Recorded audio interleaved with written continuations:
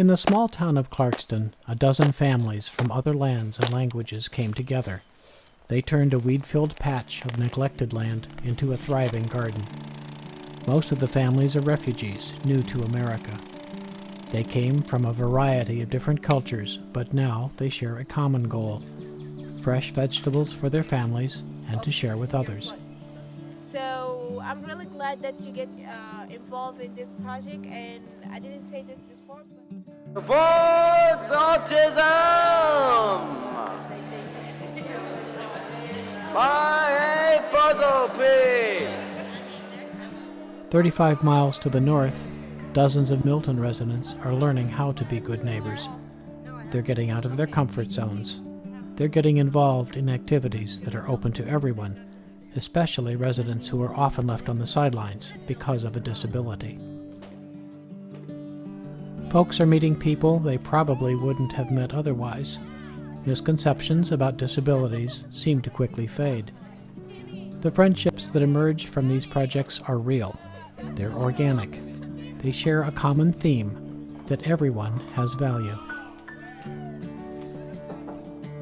The Georgia Council on Developmental Disabilities began its Real Communities initiative about 3 years ago.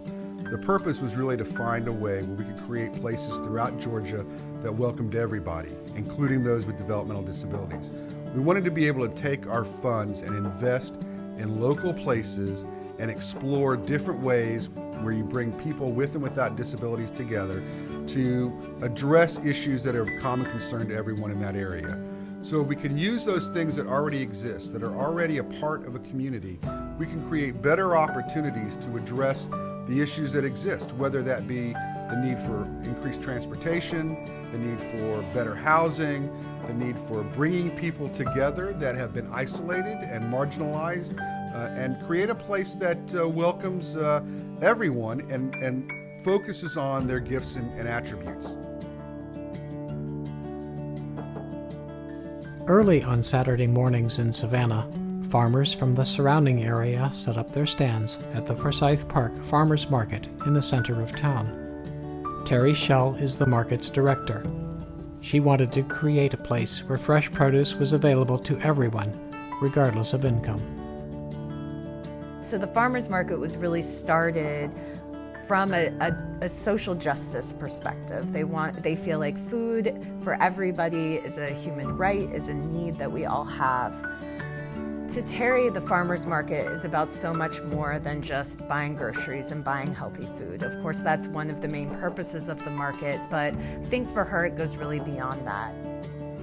She realized that they had this incredible hub that could be built off of in the farmers market. It's held in a park. 1,000 people wander through the park every Saturday, and they could really capitalize on having a place where people come and gather and use that to build more intentional community.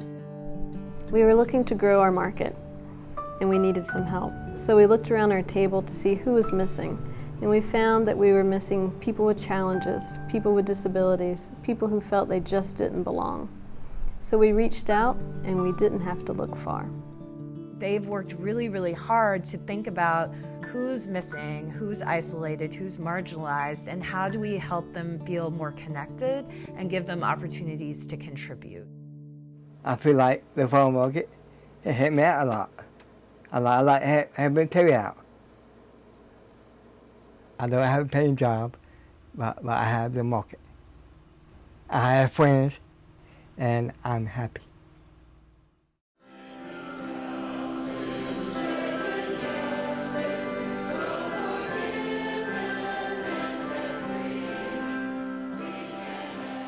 Centenary United Methodist Church was once a vibrant congregation in a thriving Macon neighborhood. Local textile mills kept the area strong for decades. But times changed, the mills closed. The area's population became mostly low-income families. It became clear that neither the church nor the neighborhood would survive unless major changes were made. Several years ago, the church began to actively reach out and engage its neighbors. The neighbors reached back, and the church was saved.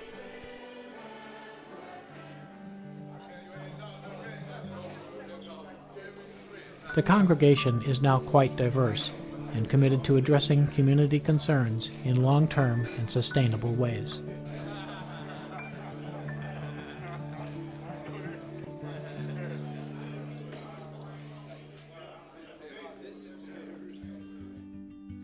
They started out with looking at their own community garden and how to make that more accessible to everyone so that people with disabilities could be a part of the planting as well as the harvesting. Now they're moving on to the next phase of their project, in which they'll be looking at doing a roving listeners program. The roving listeners program is about students, children with and without disabilities, meeting members of their community, talking with them about what's already working well and what they can do to make their community an even better place to live. What the Roving Listener program does is it hires folks to go out into the community and listen to people's stories. They're listening for what they're good at. They're listening for how they feel about their community, what changes they'd like to see in their community. And then they bring people together across common interests.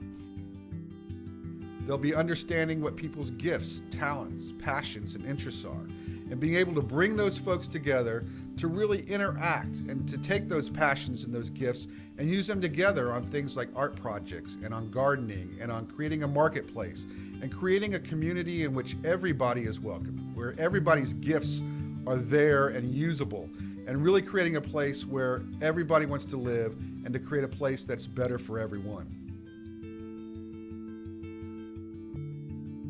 The Korean Coalition is a group of first-generation Korean parents who have children or young adults with developmental disabilities.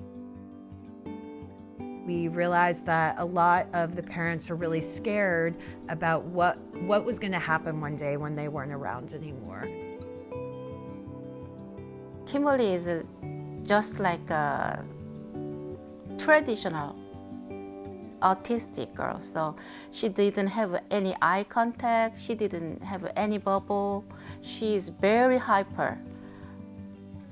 It's after parents gone, who's gonna take care of Kimberly? It's very scary thing too.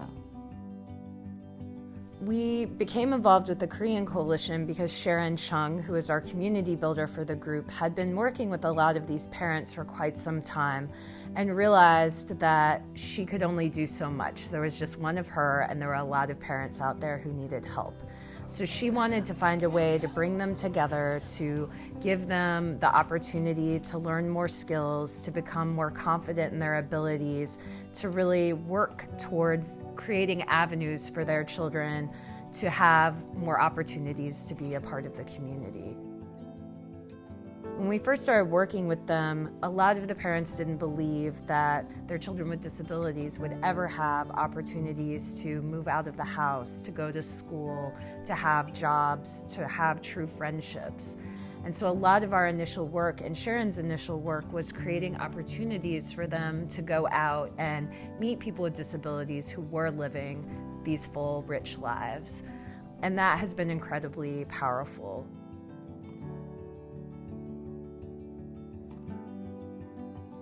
Clarkston is a very interesting place because of its great diversity. It's one of the most diverse communities in the United States because refugees from all over the world have been settled there. In fact, over 64 different languages are spoken in this very small geographic area. We come from everywhere. I am from Sudan, other from Burma, Sri Lanka, Somali, Angola, and different countries around the world. We come to Clarkston for different reasons. But after we come, we just thought about making Clarkston as our new home in the United States and build the community the way we want it to be look-alike. The Global Growers Network and Georgia Council of Developmental Disability, they come together to create a community garden in our town. The goal is to bring people with and without disability and help our community to develop economically and to have healthy food.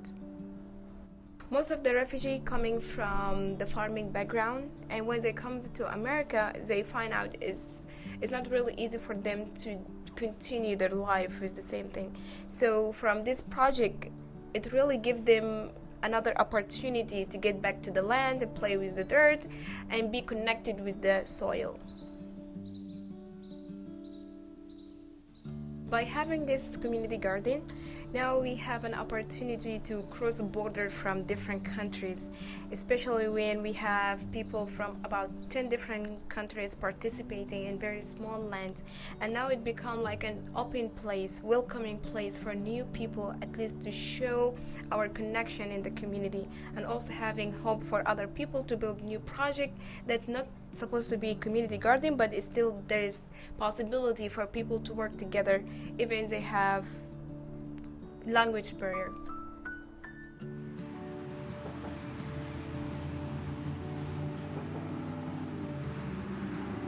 When we first came to Milton, we heard a lot of people talking about wanting to create a sense of neighborliness in Milton, to really be a community where people know one another, people support each other, people are aware of what's going on in one another's lives. Milton is a new city, and when you have a new city, you kind of get a chance to start over and be what you want to be. We use this opportunity with Better Together to become the type of place we imagined we would always want to live, and to make it welcoming and real for everybody, regardless of your ability, is making it a more fun place for me to live, for the members of our core group, and for most people that interact with us. They realized, not through any ill intention, but there are a lot of people who are isolated in Milton, who are living on the edges. So they really wanted to find ways to get those folks into the center. And mini grants was a tool to do that. For the mini grants, 3 people who aren't related to one another have to come together and come up with an idea that will create this sense of neighborliness, create a sense of welcoming. Because we want to see people who may not otherwise know each other or have opportunities to learn what each other has to give. We really want to bring those folks together so that people know each other and there are no strangers in Milton. The main thing is that we've built relationships, that our core group has become a real group of people that like each other and enjoy being together. Like a retired man who goes to play golf with a younger man who's now a new father. 2 people coming from different points in their lives, enjoying a common hobby. A woman with a physical challenge who goes to support a young girl with a different challenge who's winning an award. It's this idea that I'm going to be there for you during the highlights and the low times that becomes the glue for building a real community.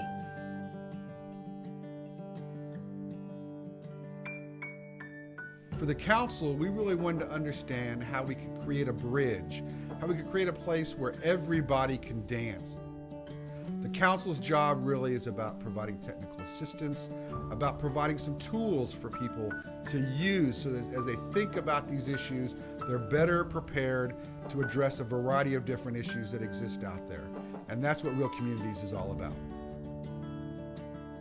The one thing I love about Better Together and bringing people together is like we get non-disabilities and disabilities together doing stuff that they wouldn't normally do without having us kind of lead them.